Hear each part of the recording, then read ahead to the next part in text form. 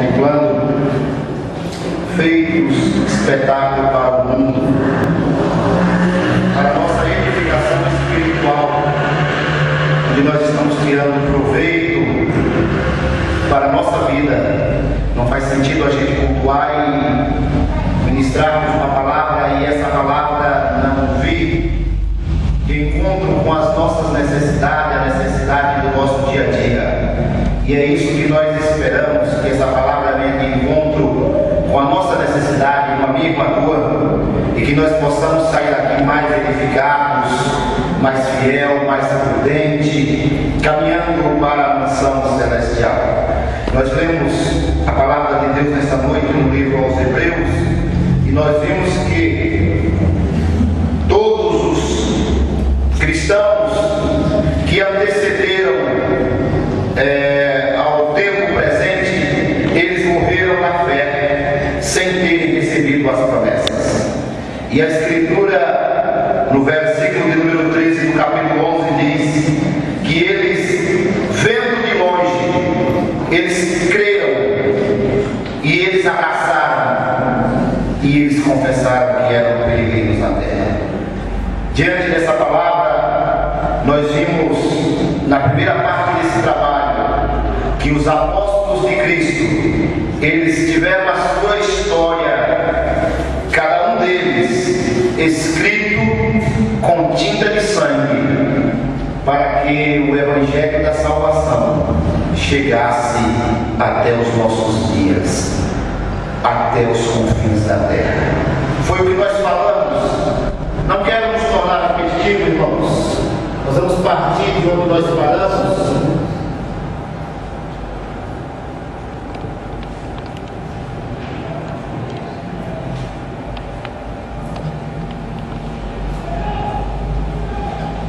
O último dos apóstolos que nós falamos na quinta-feira passada foi Tiago, filho de Alfeu. Foi lançado de cima de uma construção e não morreu, e foi apedrejado pelos seus algozes e acabou encontrando também a morte. Hoje nós vamos iniciar falando de Judas Tadeu. Veja lá, foi também um dos apóstolos do Senhor, do primeiro escalão, fazia parte do primeiro escalão, andava com Jesus. Então nós temos aqui Judas Tadeu. Foi quem na última ceia perguntou a Jesus: Senhor, por que te há de manifestar a nós e não ao mundo? No capítulo 14 de João, Jesus disse que quando ele retornasse, ele voltaria aos céus e depois ele enviaria o Espírito Santo Consolador, e ele haveria de se manifestar aos apóstolos e consequentemente à igreja e não ao mundo. Ele estava fazendo uma referência ao Espírito Santo. E Judas Tadeu, ele perguntou: Senhor, de onde é que tu vens, que há de se manifestar a nós e não ao mundo? Nós estamos no mundo e o Senhor há de se manifestar a nós e não ao mundo, então dá de se manifestar ao mundo. Claro que Jesus falava da presença do Espírito Santo, mas não vamos pregar sobre esse assunto, irmãos. Veja, então ele fazia parte do primeiro escalão. Quando se consulta a história, não se sabe muito. Como eu mencionei para os irmãos, a igreja primitiva, alguns documentos são confusos para se encontrar fontes que dê apoio para esse assunto que nós estamos falando. Então, nada se sabe da vida de Judas. Judas Tadeu não é o Iscariotes depois da ascensão de Jesus, depois que Jesus subiu ao céu. Sabe-se que ele é autor de uma das cartas do Novo Testamento, a carta de Judas. Esse Judas Tadeu é o autor desta carta. Diz a tradição que ele pregou o evangelho na Mesopotâmia, em Edessa, na Arábia, na Síria e também na Pérsia, onde foi martirizado junto com Simão o Zelote. Possivelmente tenha sido martirizado, crucificado também. Então veja, irmãos, que os apóstolos, eles tiveram que pagar um preço. Não era simplesmente ele chegar e dizer: eu sou pregador, estou pregando. Não era isso. Eles eram realmente pregadores e iam pregar a palavra.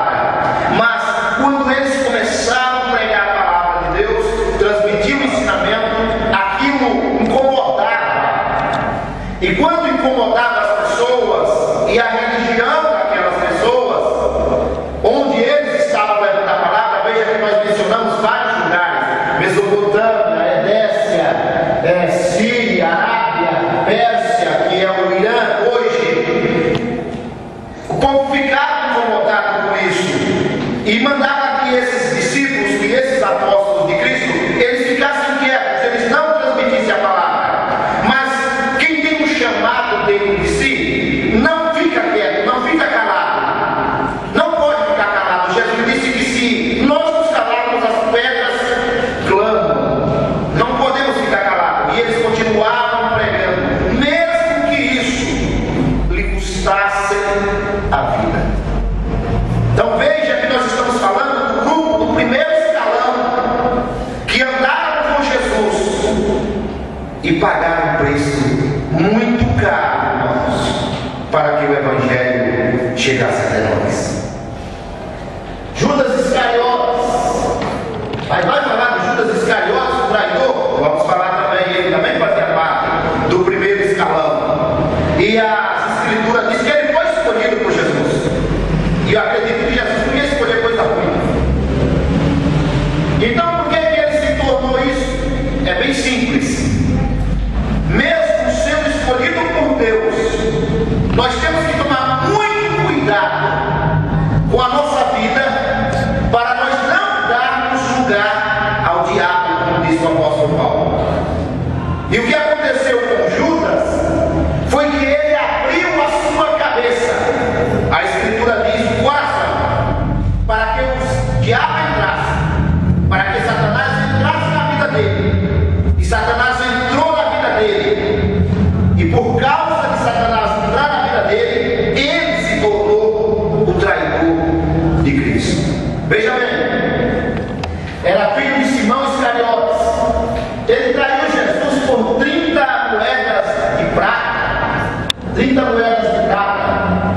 Depois dessa traição, ele se enforcou, tirou sua própria vida, não acreditando no perdão de Deus. Se Judas tivesse se arrependido, se Judas tivesse buscado o perdão de Deus, certamente que ele teria encontrado o perdão de Deus. Porque a Escritura diz que somente a blasfêmia contra o Espírito Santo não tem perdão.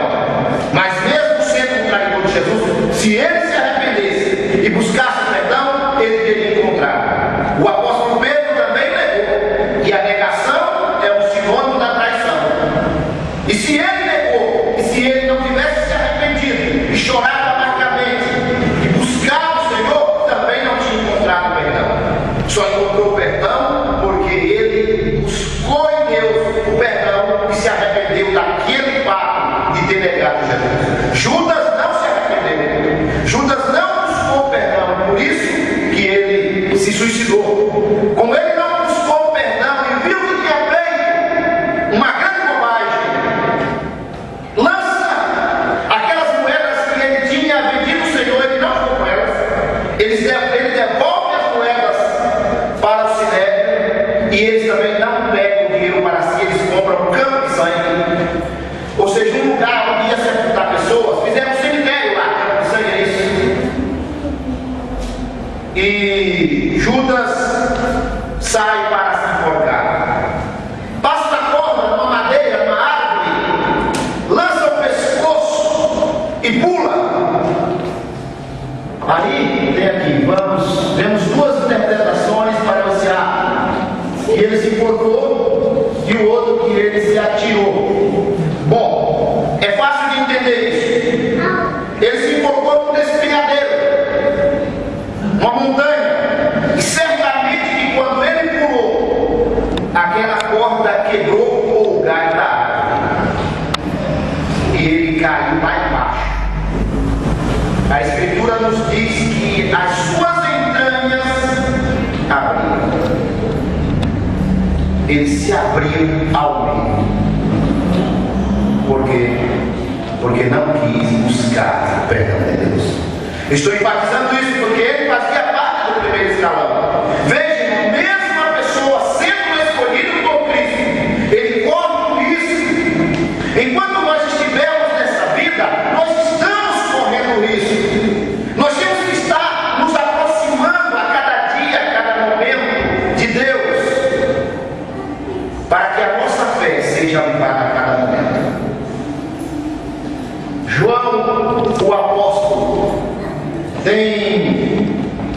4 livros, 5 livros escritos nas Escrituras, na Bíblia Sagrada. O Evangelho de João, 3 cartas, 3 epístolas, não é isso? 1º, 2º e 3º João e o livro do Apocalipse. Foi autor desses 5 livros. Fazia parte do primeiro escalão. João era filho de Zebedeu. Lá em São Mateus os irmãos vão encontrar. Foi o único que permaneceu ao pé da cruz quando Jesus estava sendo crucificado. Quando Jesus estava sendo crucificado, não ficou nenhum apóstolo, a não ser o apóstolo João, que acompanhava Maria, mãe de Jesus. E foi lá na cruz que Jesus disse para Maria: Maria, eis aí teu filho, mostrando João, e dizia para João: eis aí a tua mãe. Claro que o sentido é espiritual. Até uma certa interpretação de alguns pensadores que diz o seguinte: quando Jesus esteve nessa terra, Maria sabia que ele era filho de Deus, mas ela não estava preparada para o tipo de sacrifício que o Senhor foi levado. E também ela não estava preparada para o que aconteceu no seu casamento. Ficou viúva muito cedo, seu esposo morreu. E isso leva a dar um baque em qualquer pessoa. E Maria sentiu isso. Quando a gente analisa as Escrituras lá no livro de Isaías, nós vamos ver que a Escritura, ela tenta, na profecia, enaltecer o ânimo de uma mulher que tinha nascido ainda devido a esses problemas que ela iria passar. Então, Maria sofreu um baque muito grande quando Jesus foi submetido a esse tipo de sacrifício que ele foi submetido. E possivelmente, quando ele dizia para João: João, daí Maria, minha mãe, tua mãe, faz por ela o que não foi possível ser feito durante o meu ministério, que ela venha, porque ela também precisa de Jesus para salvá-la. Maria não é autossalvadora, ela precisa de alguém para salvá-la, e o Salvador só existe um, de Maria, meu, seu, não tem dois, é só Jesus. Então João fazia parte desse primeiro escalão. Foi deixado na ilha de Patmos quando os apóstolos estavam sendo perseguidos durante o reinado de um imperador romano chamado Diocleciano. Esse Diocleciano, ele perseguiu severamente os apóstolos de Cristo. Ele era ferrenho. E João já estava avançado de idade, foi o último dos apóstolos a morrer. E como ele já estava avançado de idade, ele não podia, segundo a tradição romana, ser martirizado, levar ele à morte. Mesmo assim, diz a história que João foi colocado dentro de um tacho de óleo fervendo para morrer frito. Não se sabe o porquê que João conseguiu sair lá dentro e não morreu. Como ele não morreu nesse tacho de óleo frito, nesse tacho de óleo fervendo, ele não morreu frito, foi levado para uma ilha chamada Patmos para morrer lá. O objetivo de deixar João na ilha era para que ele encontrasse a morte lá na ilha. Um homem avançado de idade não tinha condição de sair de uma ilha onde se levava criminosos, pessoas da pior espécie possível. E João ia ter como fazer uma embarcação e sair daquela ilha, mas ele saiu de lá porque Deus tinha uma promessa na vida dele. Eu aprendo com isso, irmãos, que quando Deus tem uma promessa na minha vida e na sua vida, essa promessa vai se cumprir. E eu não posso morrer, eu não posso partir enquanto essa promessa de Deus não se cumprir na minha vida, como se cumpriu na vida do apóstolo João. João era irmão de Tiago, chamado maior, como nós falamos, o menor que era filho de Alfeu. Esse Tiago maior era filho de Zebedeu. Foi os dois apóstolos que Jesus encontrou pescando também junto com o apóstolo Pedro.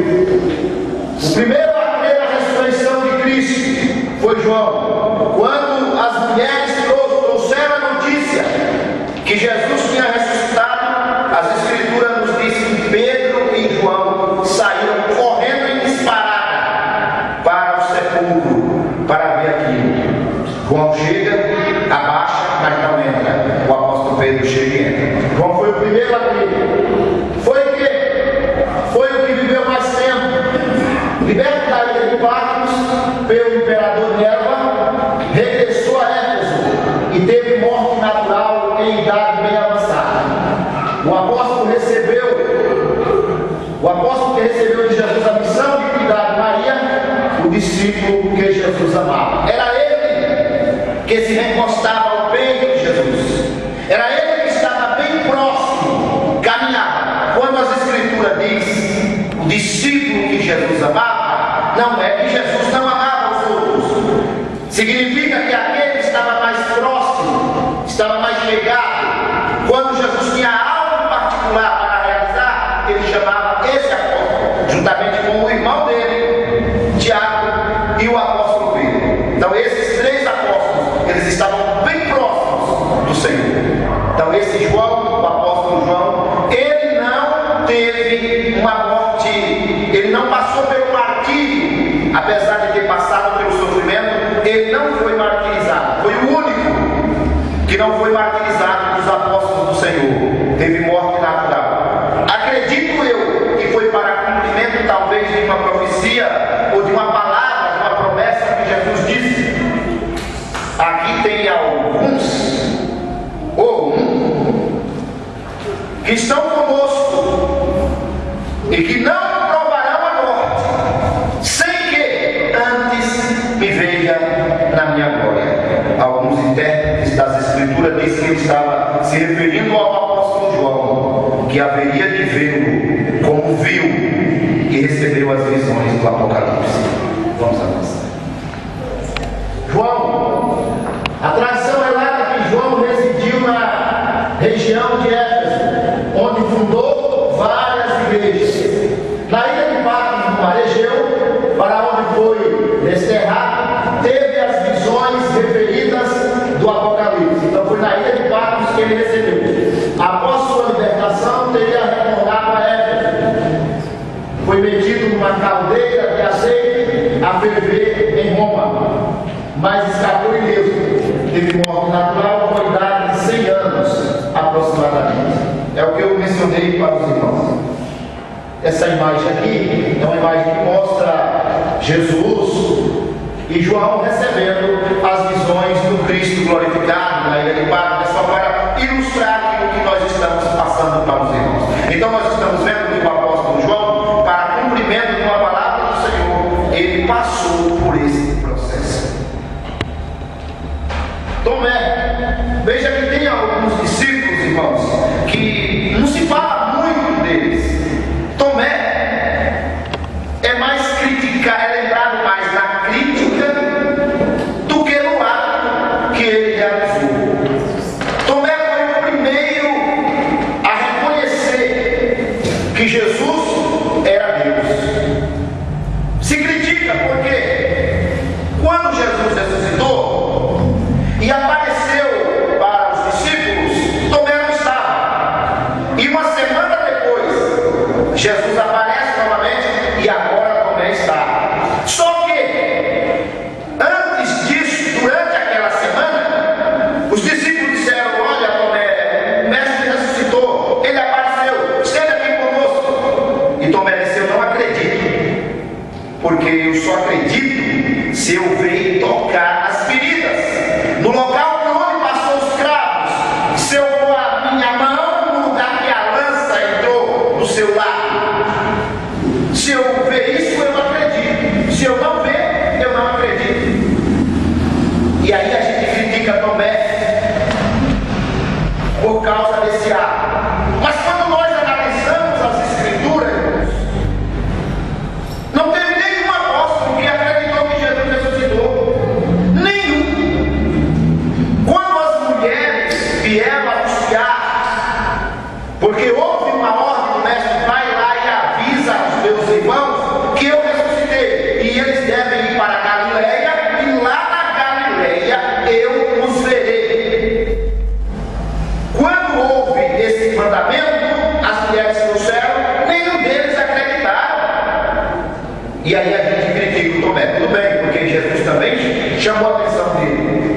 semana depois, quando o Senhor aparece, Tomé, antes de ter a prova, já cai possivelmente a interpretação minha de joelho, dizendo: Senhor meu e Deus meu. Os outros não reconheceram Jesus como Deus. Talvez a tradição judaica ainda tivesse implantado na cabeça dos apóstolos. Isso nós não temos dúvida. Tomé disse: Senhor meu e Deus meu, reconhecendo a deidade de Cristo, reconhecendo a deidade de Jesus. E aí Jesus disse: porque tu me viste e cresce, Tomé, vem aqui, coloca o dedo no lugar da ferida, põe a tua mão no lugar que a lança entrou do lado. Se isso fosse levado a um tribunal para saber que realmente tinha prova física de que Jesus ressuscitou, os outros discípulos, as escrituras não mencionam que eles colocaram o dedo ou puseram a mão, menciona que eles viram, mas não menciona que eles tocaram. Jesus disse para Tomé: não sei se ele precisou fazer isso, vem aqui e toca, põe o dedo aqui, Tomé. Ele só acreditava nisso, e o Senhor queria provar para ele que era ele mesmo, corpo físico. E Tomé tinha prova. Se fosse levado a um tribunal para comprovar que Jesus ressuscitou, os outros discípulos não teriam essa prova física, mas Tomé tinha, porque se ele tocou, ele sabia que tinha feito. Em outra parte das escrituras, quando houve um pedido das irmãs de Lázaro para Jesus ir curar o seu irmão, que estava doente em Betânia, os discípulos disseram: Senhor, nós não podemos ir para Betânia, o Senhor já foi expulso de lá, lá tem judeu querendo lhe pegar, eles estão esperando lá para lhe prender e matar. Os discípulos disseram a Jesus, Tomé uma frente e disse: e nós iremos com ele, e se precisar, nós com ele morreremos. Então Tomé, lembrado apenas pela não crença na ressurreição do Senhor, naquele momento, até que ele tivesse a prova, a dúvida. Mas Tomé também era um homem de fé, e fazia parte do primeiro escalão dos apóstolos que andaram com o Senhor. Vamos ver o que diz aqui. Dizem que trabalhou na Índia, outros que nos arredores da Pérsia. A Pérsia hoje é o Irã. Aceita cristãos maradores de São Tomé. O considera ser o primeiro líder em Marte. Alguns historiadores dizem que morreu a flechadas ou enquanto orava. Outros dizem que degolado, como coloquei aqui a imagem. Só acreditou na ressurreição de Jesus depois que viu as marcas da crucificação. Isso os irmãos encontram no Evangelho de João. Segundo a tradição, sua obra de evangelização estendeu-se da Pérsia à Índia. Consta que seu martírio se deu por ordem do rei Milapura, na cidade indiana Madras, no ano 53 da era cristã. Se ele morreu a flechadas ou com o pescoço cortado, não vem o caso. O caso é, ele também foi martirizado.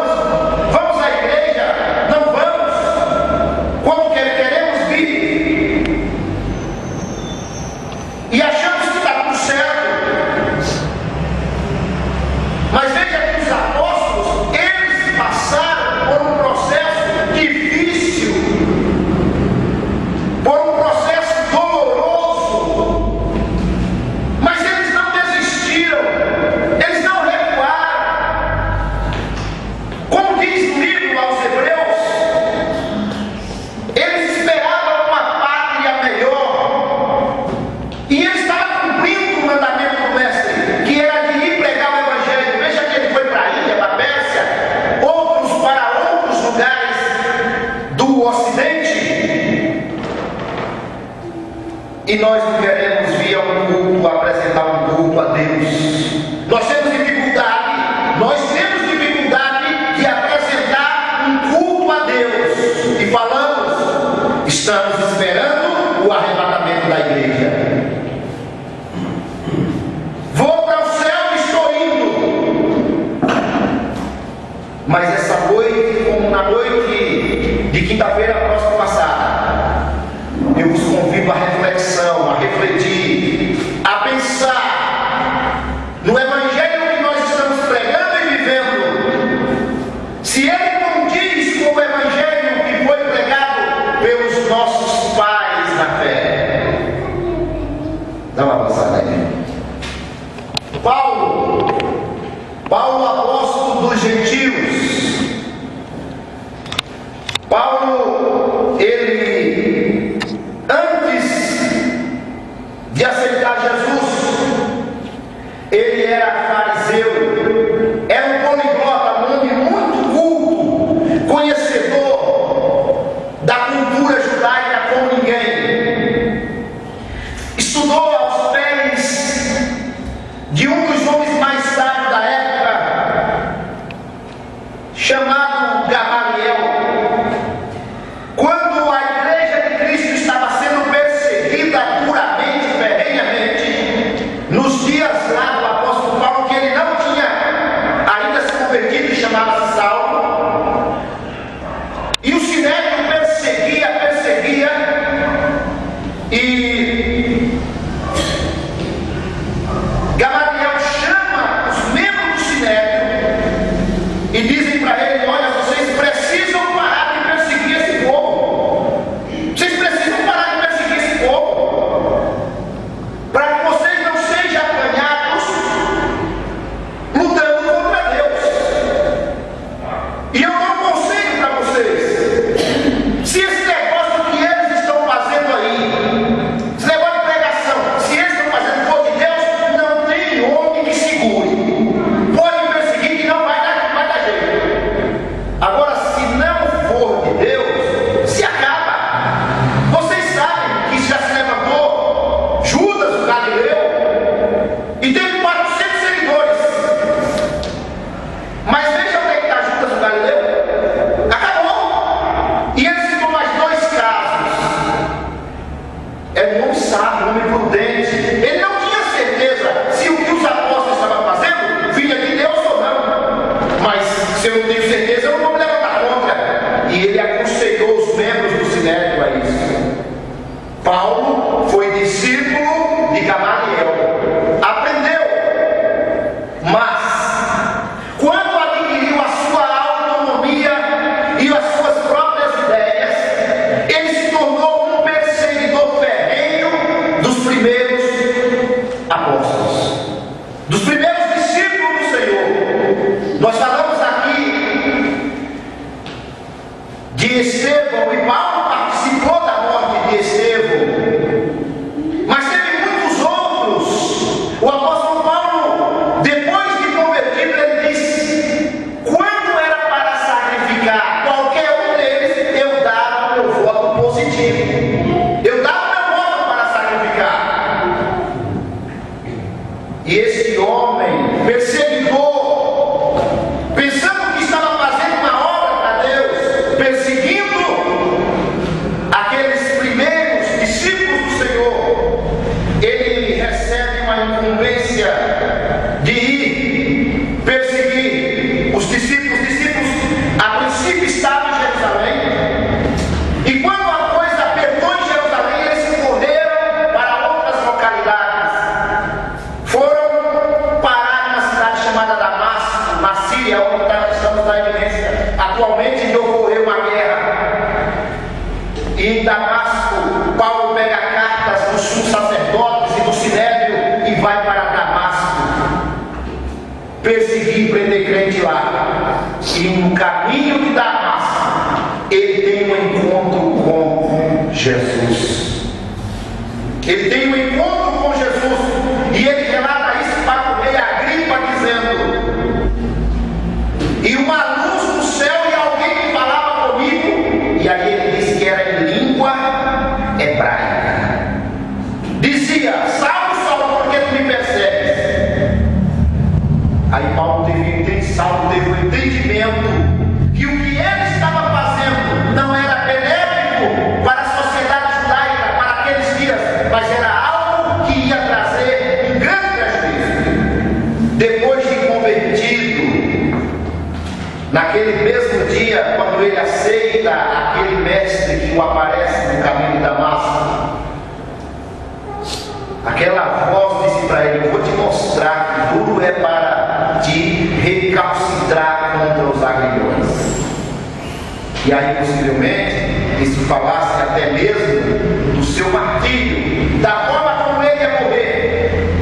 Teve um ministério, trabalhou mais do que qualquer outro apóstolo. Ninguém trabalhou mais do que o apóstolo Paulo. Nem Pedro, nem João, nem ninguém. Foi o que trabalhou mais. Possivelmente o que mais tenha conhecido o mistério de Deus. Mas também teve o seu momento de dificuldade. Ele não conviveu diretamente com Jesus. Por isso que se diz, não se fala muito que ele era apóstolo, porque para ser apóstolo teria que andar com Jesus. Nem por isso deixou de ser mais importante. Pelo contrário, é considerado responsável pela conversão dos povos gentios e até exclamou com os demais apóstolos essa necessidade. Seu nome era Saulo, era judeu, pertencia à tribo de Benjamim, um cidadão romano de nascimento, porque nasceu numa província romana, um soldado e chefe de uma guarnição romana. Perseguiu e matou inúmeros cristãos a caminho de uma cidade de Damasco. Deus falou com ele. A partir daquele dia, sua vida mudou e seu nome passou a ser Paulo, aquele que é menor entre todos. Pouco tempo depois já estava atuando com os discípulos do Senhor. Aquela imagem mostra como que Paulo morreu. Decapitado, cortaram-lhe a cabeça. Paulo era cidadão romano e por ser cidadão romano tinha direito de ter uma morte rápida. De ser Pedro, como nós vimos, morreu crucificado de cabeça para baixo. Paulo não, dava-se pouco aí. Veja lá, olha o corpo aqui, ó. O corpo está aqui e a cabeça está aqui, ó. O algoz está aqui, ó, com a espada na mão. Paulo enfrentou uma rejeição no início, pois viu ainda como um perseguidor, mas o tempo foi o maior aliado, pois se tornou um dos primeiros missionários. Morreu como Marte, sendo decapitado no mesmo ano do apóstolo Pedro, ano 68 depois de Cristo, e pelo mesmo motivo, mas em ocasiões diferentes. O motivo era a pregação do Evangelho. Não era apóstolo oficialmente, pois não foi um dos escolhidos de Jesus. Foi considerado apóstolo dos gentios por causa da sua grande obra missionária nos países gentios. Então Paulo, irmãos, ele não era considerado um apóstolo porque ele não esteve no primeiro escalão. Ele não fazia parte daquele primeiro grupo de apóstolos que seguiam a Jesus. Ele veio a se converter algum tempo depois. Por isso que ele se considera como se fosse, no sentido espiritual, um abortivo. Mas ele fez grandes obras, pregou em vários lugares, às vezes era deixado como morto. Alguém batia o pé e olhava assim: tá morto? Tá. Esperto. Paulo era esperto. Prendia a respiração, fechava o olho, se fingia de morto. Quando os cabras saíam, Paulo levantava, batia por ele e ia pregar o Evangelho em outro lugar. Morreu no mesmo ano que o apóstolo Pedro, porque pregava o Evangelho. A perseguição de Paulo é que dizem que ele assediava as pessoas para que aceitassem a Cristo. Quando ele esteve diante de um procônsul chamado Festo, Paulo foi tão, estava Festo e o rei Agripa, Paulo foi tão enfático na palavra de Deus, falando de Jesus, que o procônsul e o rei disseram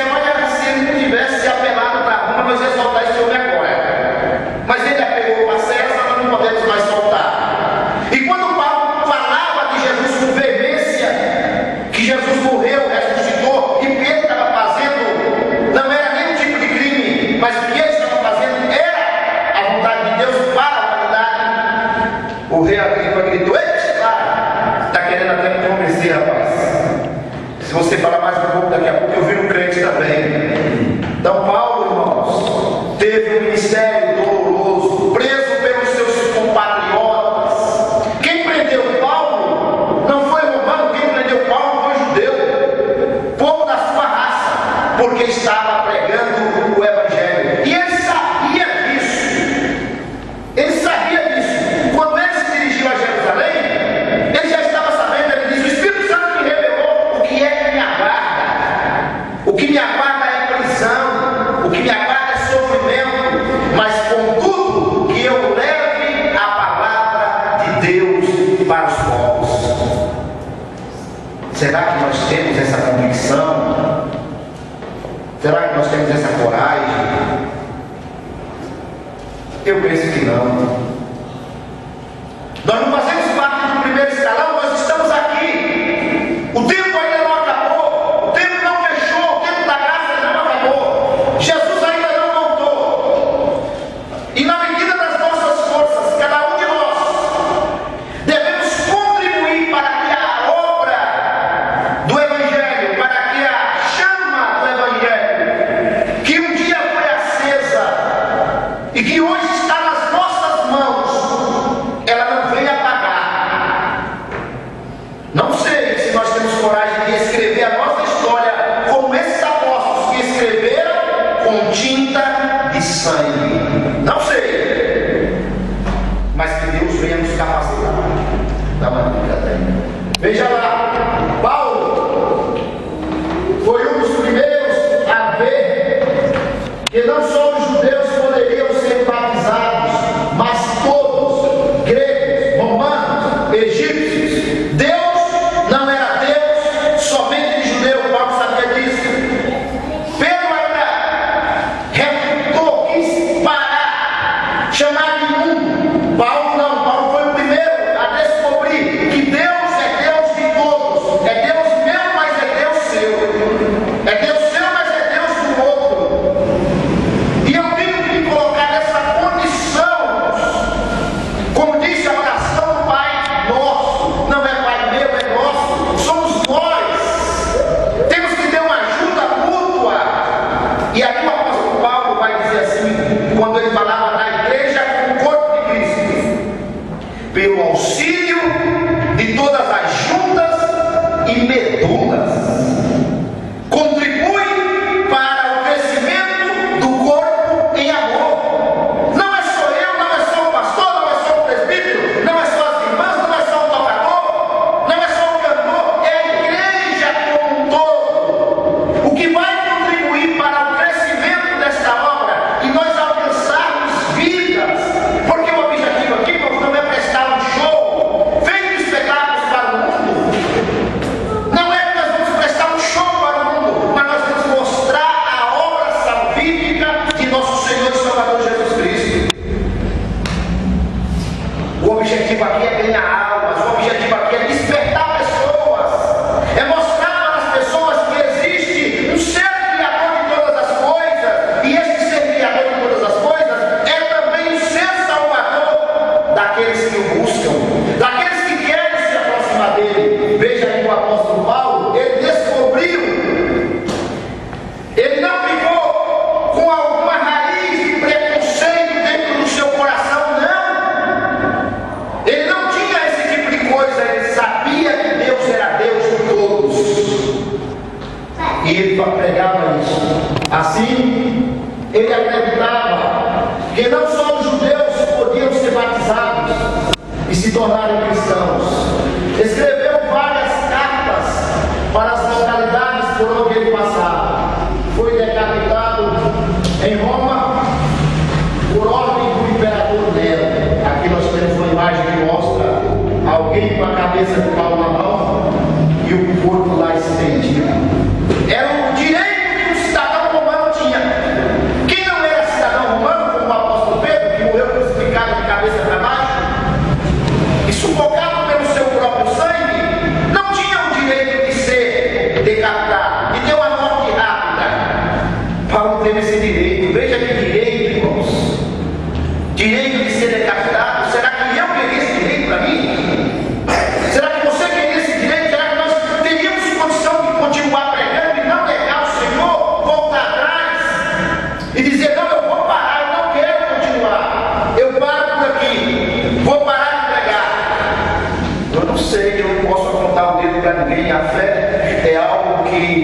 se vê, é algo que está dentro da pessoa e ela desperta em momentos que você não espera, que você não sabe como aquela pessoa vai reagir mediante a fé. Mas diante da situação que a gente está vendo, que nós estamos vendo nesses últimos dias, será que nós vacilaríamos?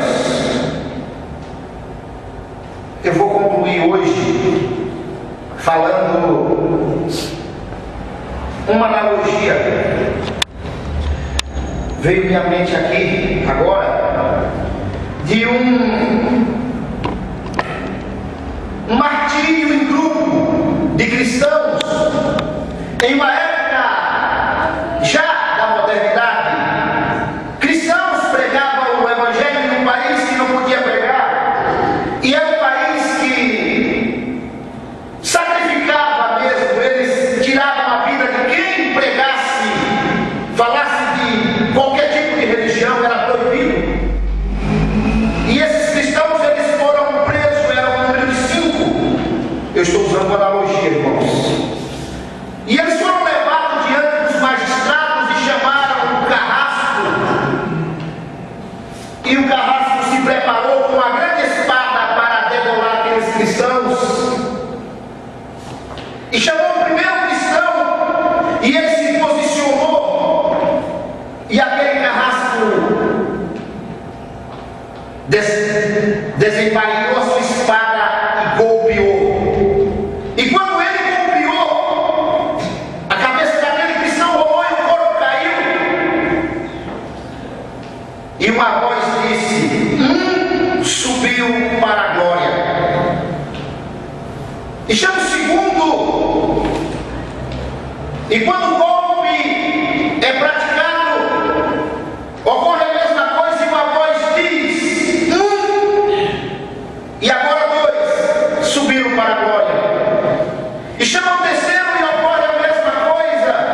E chama o quarto. E quando ele é decapitado, a voz diz: 4 subiram para a glória. E chama o quinto, e quando aquele quinto cristão é chamado para ser decapitado, ele toma medo e ele se recusa a ser decapitado, e ele diz que nega Jesus e que volta atrás. E aquele carrasco que estava praticando aquele martírio, ele diz: então, miserável, toma a espada aqui na tua mão, porque eu aceito Jesus e corte a minha cabeça. Eu quero subir para a glória. Ele toma o lugar daquele cristão. Isso é uma analogia, irmãos. Mas é algo para se pensar. Diante de uma situação de sofrimento, será que nós iríamos recuar? Ou será que nós iríamos encarar a morte? É preferível encarar a morte, mas acreditando no Senhor Jesus, pois Ele é a ressurreição e a vida. E aquele que crê nele, ainda que esteja morto, viverá. Feitos espetáculo para o mundo. Quem foi feito espetáculo para o mundo? Nós estamos vendo nesses 2 cultos os apóstolos do Senhor, que foram feitos espetáculo para o mundo, diante de um sofrimento tremendo. Mas eles não recuaram, eles foram até o fim e tiveram suas vidas